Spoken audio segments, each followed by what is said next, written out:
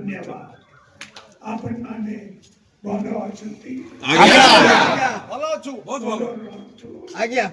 पटकुरा निर्वाचन मंडली के लिए बोलो काम करो लोग काम करो.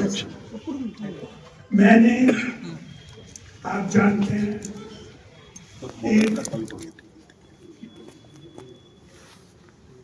एक आदमी को चांस दिया था कि वो कुछ काम करे आपके लिए, आपके निर्वाचन मंडली के लिए, पर फिर पता चला कि वो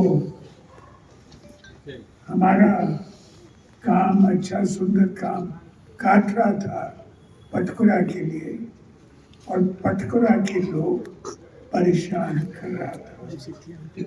तो लोग हमारे पार्टी में जो हमारे लोगों को परेशान करते हैं उनको आप जानते हैं मैं हर वक्त निकाल देता हूँ.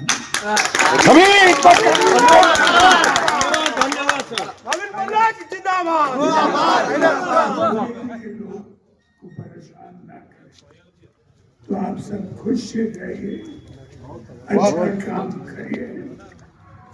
आपके लिए बहुत अच्छा लीडर जरूर डालेंगे.